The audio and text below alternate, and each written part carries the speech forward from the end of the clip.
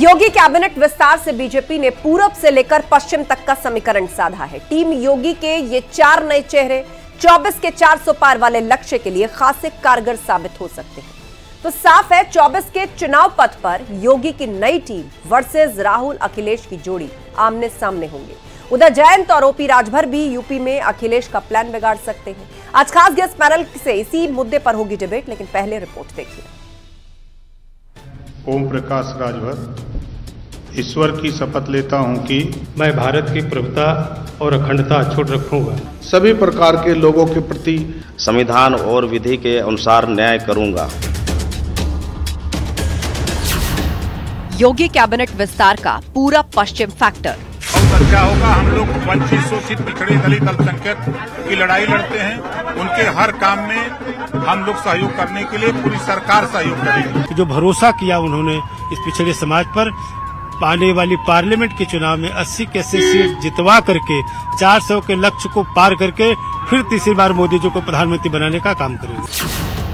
Team योगी में 4 नए चेहरे, सधेगा 24 का समीकरण। धन्यवाद करूंगा आदरणीय जयंत चौधरी जी का, माननीय मुख्यमंत्री जी का, राज्यपाल महोदय जी का, प्रधानमंत्री जी का। जो भी जिम्मेदारी मिलेगी सरकार में, उस जिम्मेदारी को ईमानदार। 24 का चुनाव पथ योगी 2.0 वर्सेस राहुल अखिलेश। पिछड़ा, अगड़ा, अनुसूचित वर्ग की त्रिवेणी रूपी जो देश और प्रदेश की डबल इंजन सरकार चल रही है, उसका यह दृश्य है कि आज 4 हमारे माननीय कैबिनेट मंत्रियों ने बधाई ली है, वो शपथ ली है। मैं उनको हार्दिक बधाई देता हूं। जयंत राजभर बिगाड़ेंगे अखिलेश का यूपी प्लान। राष्ट्रीय लोकदल और ढेर सारे ऐसे लोग जो विभिन्न दलों में काम कर रहे थे, उनका मानना है कि हमारे नेता हैं। मोदी जी ने जो मिशन लिया है कि हम विकसित भारत का संकल्प लिया है, उसको पूरा करना है।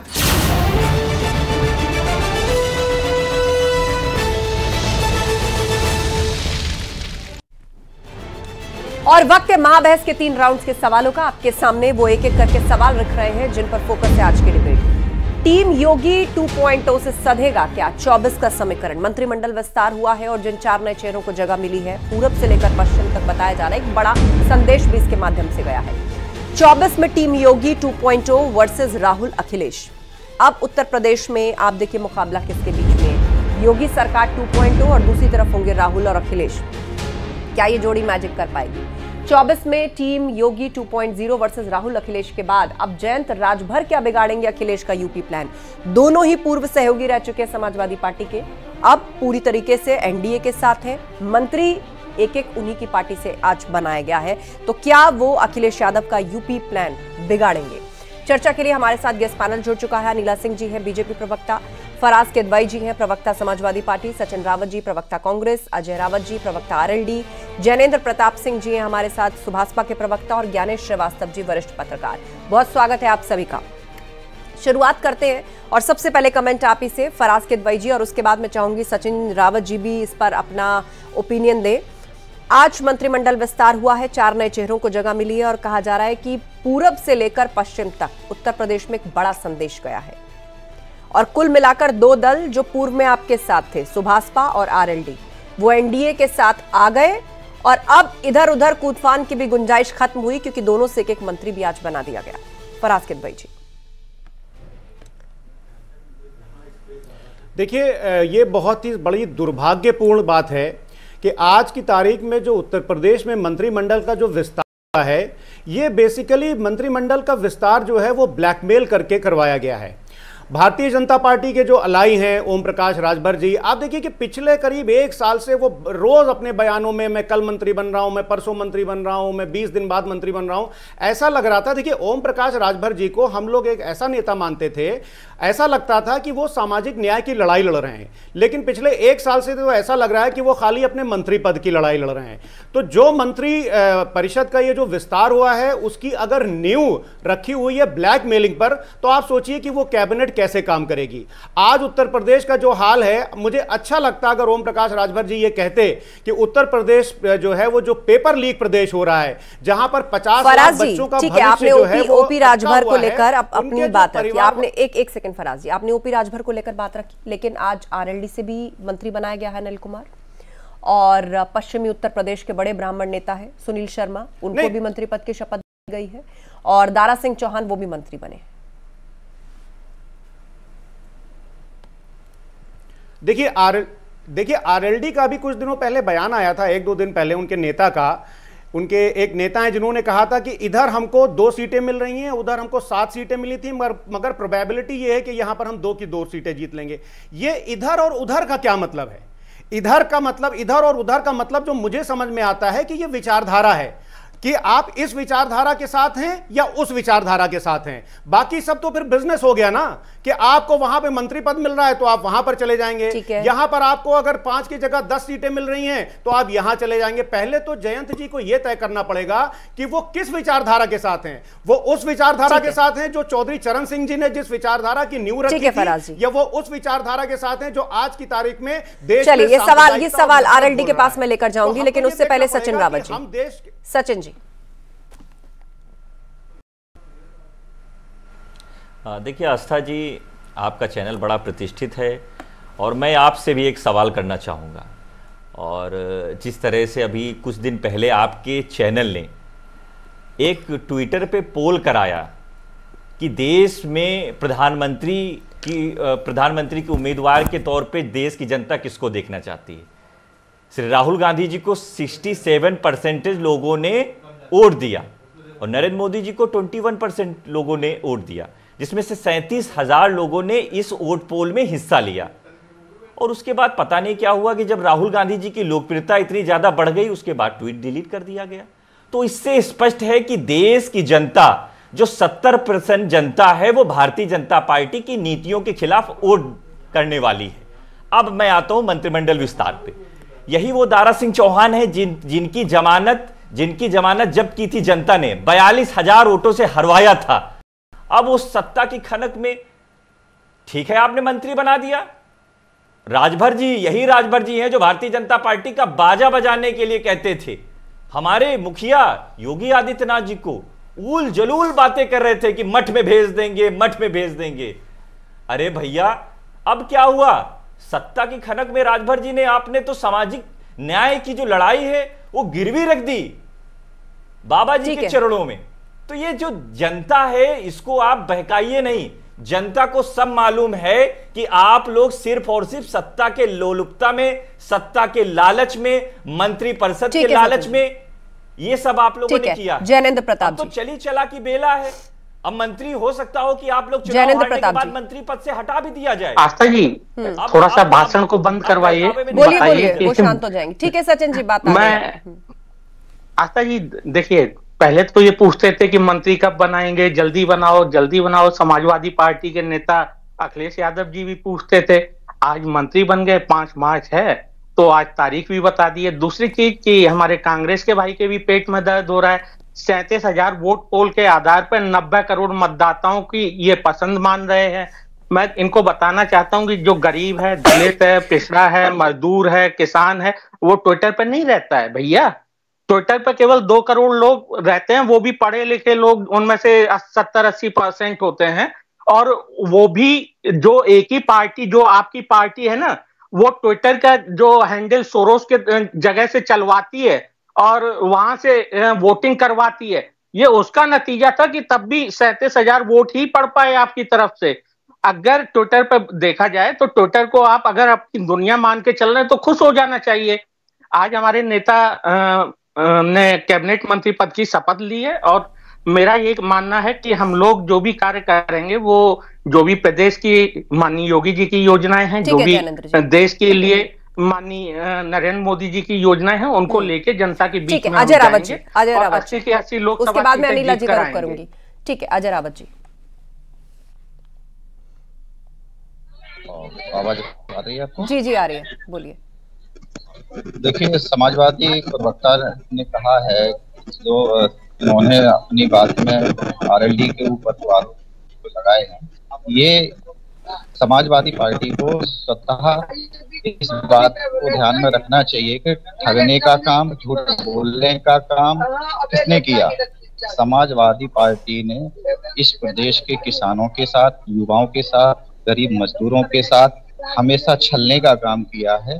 इन लोगों की बातों को हम बिल्कुल भरोसे में नहीं ले सकते हैं। अगर आज समाजवादी पार्टी के साथ हमारा गठबंधन टूटा है तो इसका मुख्य कारण यही है कि इनके पास प्रदेश को और देश को जिस दिशा में ले जाना चाहिए प्रगति के पथ पर, विकास की राह पर, वो विजन इनके पास नहीं दिखा। हमारे नेता राष्ट्रीय अध्यक्ष चौधरी जयंत सिंह जी, उनको युवाओं का आगे का भविष्य समाजवादी पार्टी और कांग्रेस में नजर नहीं आया इंडिया गठबंधन में। आज उनको प्रधानमंत्री आदरणीय मोदी जी ठीक है अजय जी। अब मैं अनिला जी को लेकर आना चाहूंगी डिबेट में। अनिला जी, आपने विपक्षी दलों की बात सुनी और कैबिनेट एक्सपेंशन और योगी सरकार 2.0 के काम को इस तरह से आंका जा रहा है कि मौका परस्त राजनीतिज्ञों को जगह मिली है कि ये स्तर आ गया है। मेरी सबको राम राम। देखिए, जो विपक्ष में बैठे हुए हैं तो वो तो फूल नहीं बरसाएंगे ना, पर आज ये सत्यता है कि 4 विधायकों ने जब शपथ ली तो उसमें से 2 पिछड़े और 1 दलित समाज से। तो क्या इस चीज का कष्ट हो रहा है इनको कि पिछड़े और दलित जो हैं आगे कैसे बढ़ रहे हैं, वो शपथ कैसे ले रहे हैं, इस चीज का कष्ट हो रहा है क्या?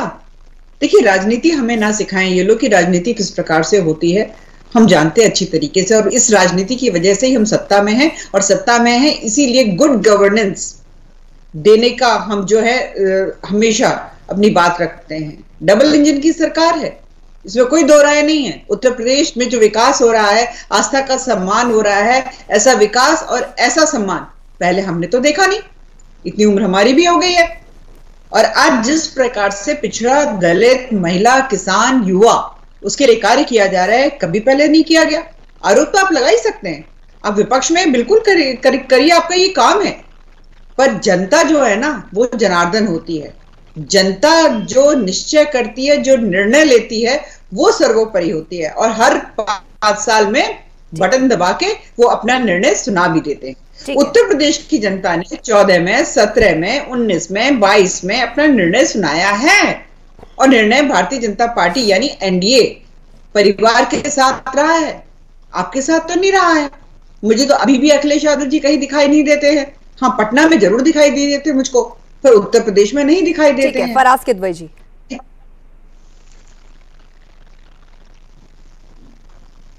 अभी हमारी बहन अनिला सिंह जी जो हैं, उन्होंने 2 बातें कही। पहले तो मैं उनका जवाब दे दूं। बोल रही हैं कि गुड गवर्नेंस। आप ये देखिए कि आज ही की ये खबर है जिसमें लिखा हुआ है कि हाथरस में 17 साल की एक बच्ची के साथ गैंग रेप होता है। उत्तर प्रदेश से लगभग रोज ऐसी खबरें हम लोग सुनते रहते हैं, लेकिन ठीक है, ये अगर इसको गवर्नेंस मानती है एक महिला होकर के तो इनको मानने दी है। दूसरी बात देखिए, मैं बोल रही है कि उत्तर प्रदेश में बड़ा साफ काम हो गया, उत्तर प्रदेश में ये हो गया, वो हो गया। इकोनॉमिक सर्वे ऑफ इंडिया की आस्था जी किताब आप लीजिएगा और अनिला सिंह जी को कोरियर कर दीजिएगा, और उनसे कहिएगा कि मैं ज्यादा नहीं 2 ही 3 चीजें बता रहा हूं। भाई देखिए, क्या है कि आज की तारीख में उत्तर प्रदेश में क्या हो रहा है, ये मैं जो बोल रहा हूं आप वो ना मानिए। आप इकोनॉमिक सर्वे को मान लीजिए, आप पीरियोडिक लेबर फोर्स सर्वे को मान लीजिए, आप एनएसएसओ को मान लीजिए, आप नेशनल फैमिली हेल्थ सर्वे को मान लीजिए, तो उसी का भी अगर आप डेटा मान लीजिएगा तो मैं आपको कुछ 3-4 पॉइंट्स बता देता हूं। इकोनॉमिक सर्वे की किताब ले लीजिएगा, अनिला सिंह जी को कुरियर कर दीजिएगा, और उत्तर प्रदेश के क्या हाल हैं। मेटरनल मोर्टेलिटी रेशियो में उत्तर प्रदेश 18 स्टेट्स का निकाला गया, जिसमें 16वें नंबर पर इकोनॉमिक सर्वे की किताब में लिखा है। इन्फेंट मोर्टेलिटी रेट में उत्तर प्रदेश 36 स्टेट में से 36वें नंबर पर है। नेशनल फैमिली हेल्थ सर्वे 5 का डेटा है, इकोनॉमिक सर्वे की पेज नंबर 187 पे लिखा हुआ है। मोर्टेलिटी रेट अंडर 5 में उत्तर प्रदेश 36 के 36वें नंबर पर है। नेशनल फैमिली हेल्थ सर्वे 5 का डेटा है, पेज नंबर 188 इकोनॉमिक सर्वे, जो कि भारत सरकार की किताब है। अब ऐसे कम से कम आस्था जी, चलिए अब इसका जवाब ले लेते हैं अनिला जी। ऐसे कम से कम 50 पैरामीटर्स हैं। चलिए, आपने 2 से 3 इंपॉर्टेंट पैरामीटर्स का जिक्र किया जो कि महिलाओं और बच्चों के इर्द गिर्द घूमते हैं। अनिला जी, पढ़े लिखे व्यक्ति हैं तो जो मैं उत्तर शायद के समझ में आ जाएगा। तो 25 करोड़ की आबादी वाला ये उत्तर प्रदेश है। 2017 से पहले यहाँ पर अपराधीकरण पग पग पर बैठकर अपना पैर पसार के धमक के बैठता था। ठीक है, चीजें ठीक होनी शुरू हुई हैं। 25 करोड़ की आबादी है साहब।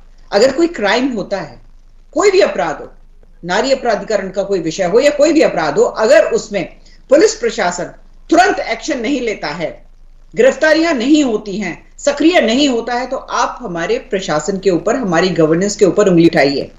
पर अगर गिरफ्तारी होने के बाद कोर्ट में मसला चला जाता है, तो वहां पर भारतीय जनता पार्टी की जो सरकार है उसके ऊपर आप उंगली नहीं उठा सकते हैं।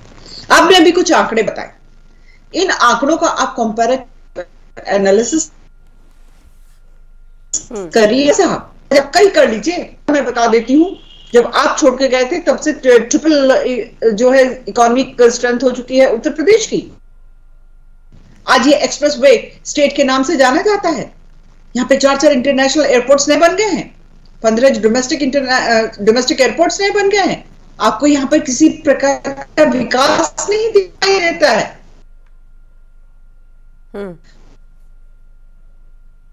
लगता है अनिला जी का सिग्नल फ्रीज हो रहा है। ठीक है, आप अपनी बात रखना चाहते हैं फराज किदवई जी, बोलिए।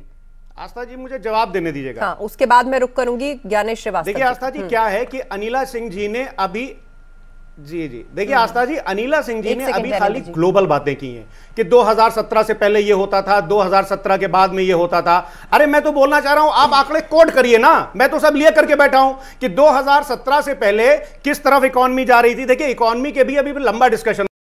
इकोनॉमी के अभी मोटा 5 सेक्टर्स हैं, एग्रीकल्चर सेक्टर है, मैन्युफैक्चरिंग सेक्टर है, सर्विस सेक्टर है और 2-3 सेक्टर्स और हैं। इन सबका मेरे पास एक कंपैरेटिव एनालिसिस है, RBI handbook of Indian states का सारा डेटा है। इसमें आप कंपेयर कर लीजिए कि आदरणीय अखिलेश यादव जी जब उत्तर प्रदेश के मुख्यमंत्री थे तब ग्रोथ चल रही थी या भाजपा की सरकार में चल रही है। दूसरी बात यह है कि चुनावी मैदान में जनता तय करेगी कि उसने ग्राउंड पर कौन सा विकास देगा। ठीक है, 10 सेकंड खत्म करिए, अभी ज्ञानेश जी बोल पाएं। 20 सेकंड बोलिए।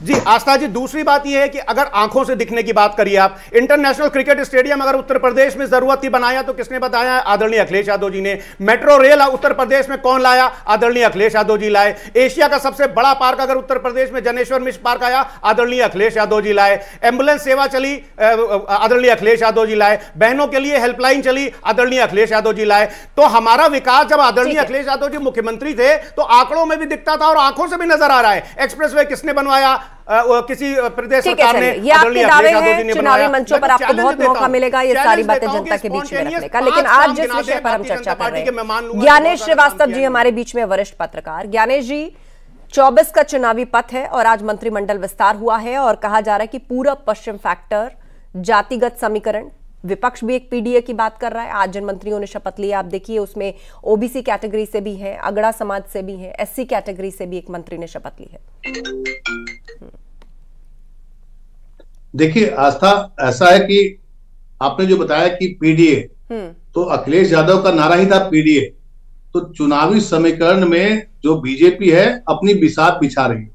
और हमेशा एक बात का ध्यान रखिए कि जो विपक्ष के नेता बता रहे थे कि ये गलत है, ये सही है, ये बातें जमीन पर कितने हद तक पहुंचाई जा रही है, जनता कितनी बात मानेगी, ये बहुत मायने रखेगा चुनाव के रिजल्ट में।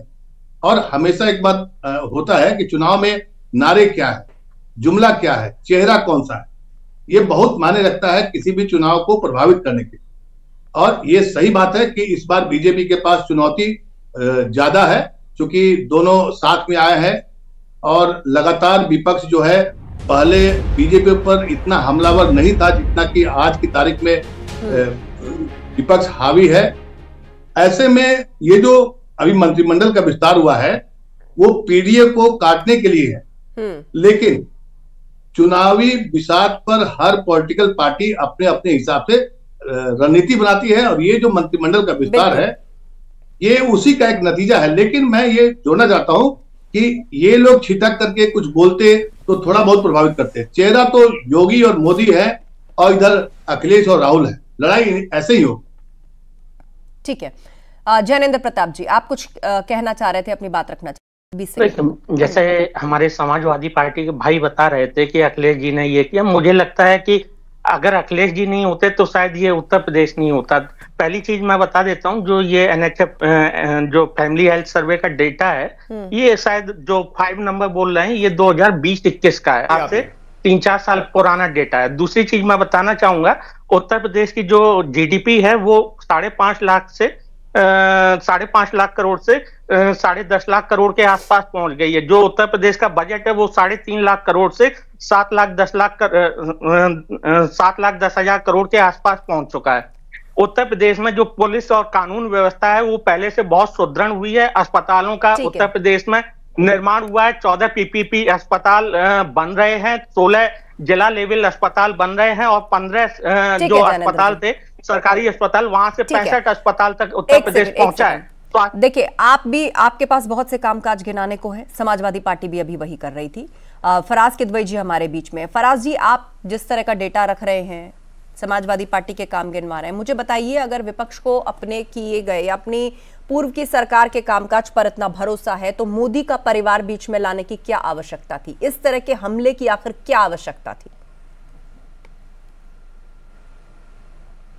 मुझे आस्था जी ये नहीं समझ में आता है। देखिए, सबसे पहली बात तो ये है कि आपके पैनल में जितने लोग बैठे हैं, आदरणीय प्रधानमंत्री जी और भारत के 140 करोड़ लोग, खुदा करे ऊपर वाला करे कि सबके परिवार अच्छे रहें, सुरक्षित रहें, लेकिन माननीय प्रधानमंत्री जी पता नहीं क्यों परिवार के पीछे ही पड़े रहते हैं। दूसरी बात यह है कि आस्था जी देखिए, 2014 में एक बच्चे का जन्म होता है और जिसका नाम होता है जुमला। 10 साल में वो बच्चा जुमला जो था ना, वो आज की तारीख में 25 साल का हो गया, इतना बड़ा लग रहा है। और अब एक बच्चे का जन्म हुआ है जिसका नाम है गारंटी, बेरोजगारी की गारंटी, महंगाई की गारंटी, पेपर लीक की गारंटी, भ्रष्टाचार की गारंटी। और आप ये देखिए कि जिस तरह से आज की तारीख में उत्तर प्रदेश और देश का हाल हो रहा, हमारे भाई अभी इकोनॉमी की बात कर रहे थे, देखिए ये बड़ी लंबी बहस हो जाएगी। इकोनॉमी को आप ऐसे नहीं मेजर कर सकते सर। जीडीपी, जीवीए, उसमें तमाम सारी चीजें आ जाती हैं, लेकिन अगर आपको खाली साइज ऑफ द इकोनॉमी से देखना है तो क्या आस्था जी आप ये कहेंगे कि कोई व्यक्ति अगर 6 फीट का है तो वो साहब बड़ा हृष्ट-पुष्ट है, भले उसका लिवर सही काम ना कर रहा हो, भले उसकी किडनी सही काम ना कर रही हो, भले वो डायबिटिक हो? अरे साहब, आप इकोनॉमी की बात करते हैं, आज G20 कंट्रीज में इंडिया की पर कैपिटा इनकम लोवेस्ट है और वो भी उत्तर प्रदेश में आप लोवेस्ट हैं। मतलब कहाँ पे जा रहे हैं? कंज्यूमर की बातें कर रहे हैं यहाँ पर।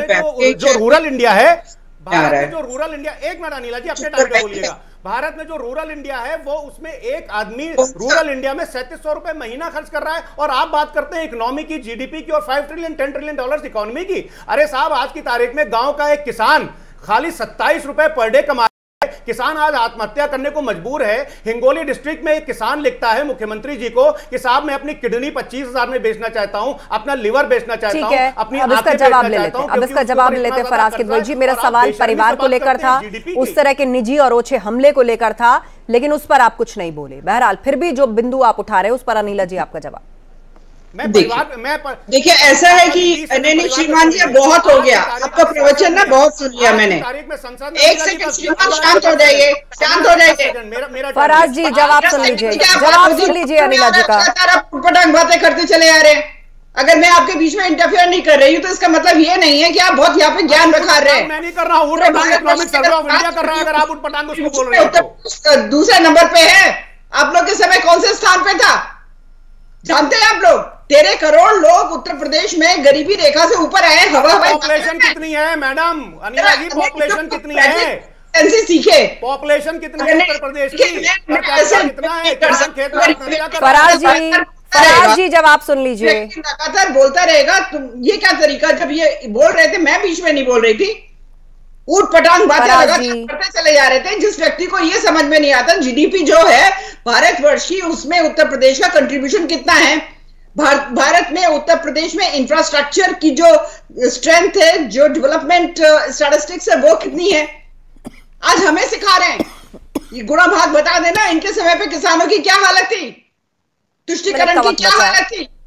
ठीक है, लास्ट 1 मिनट का वक्त बचा है। सचिन रावत जी, परिवार पर या परिवार को लेकर की गई टिप्पणी, क्या मुद्दों की कमी पड़ गई आप लोगों के पास? आप साथ खड़े आरजेडी के इस बयान के साथ? नहीं मुझे सॉरी, देखिए मैं ये बात कंप्लीट करना।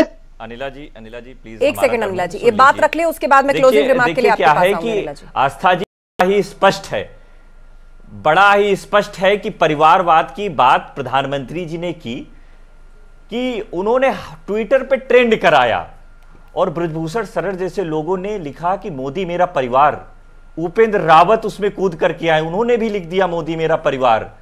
उसमें चिन्मय आनंद जी ने भी लिख दिया कि मोदी मेरा परिवार। जैसे भी काउंटर किया हो, तो अब इसको चाहे जैसे भी कैंपेन बनाया हो, लेकिन मेरा सवाल ये है कि आप आरजेडी के इस स्टैंड के साथ खड़े हैं। हमारा परिवार जो है गरीब है, केंद्रीय मंत्री स्मृति ईरानी को उसमें घसीटा गया, जो बेरोजगार युवा है वो कांग्रेस पार्टी का परिवार है। ओछेपन का डिग्री बढ़ता जा रहा है। ये सिर्फ और सिर्फ मोदी जी विक्टिम कार्ड खेलने के लिए मोदी जी ने ये किया है, या विक्टिम कार्ड नहीं चलने वाला। काम है निजी हमले करना, देश के नौजवान, देश के बेरोजगार, इस सरकार को बदलने के लिए महिला केंद्रीय मंत्री को भी ना बख्शना। ठीक है, आप जस्टिफाई करिए, आप कोई बात नहीं, आप जस्टिफाई करिए। अनिला जी इसका जवाब। हम लोगों ने क्या किया? मैं देखिए दो बात कहना चाहती हूँ। लगातार हम लोग कहते हैं परिवारवाद का अर्थ ये होता है जब एक ही राजनीतिक दल जवाब देने के लिए तैयार बैठे। अरे भैया जवाब देने आप लोग पहले अपने उत्तर प्रदेश में अपने अस्तित्व की लड़ाई लड़िए।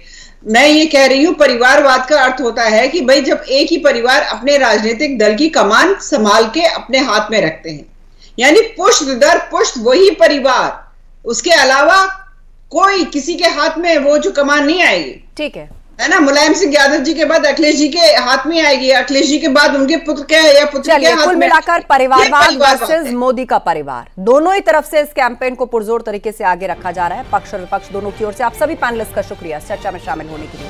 कुल मिलाकर योगी कैबिनेट का विस्तार हुआ है, जिससे बीजेपी ने पूरब से लेकर पश्चिम तक के समीकरण को साधा है। टीम योगी के 4 नए चेहरे, बताया जा रहा है कि जो मिशन 400 पार है उसके लिए एक अहम फैक्टर साबित होंगे। साफ है 24 के चुनावी पथ पर योगी की नई टीम वर्सेस राहुल अखिलेश की जोड़ी सामने होंगे। महाबहस में इतना ही। खबरें लगातार जारी हैं, आप बने रहिए हमारे साथ।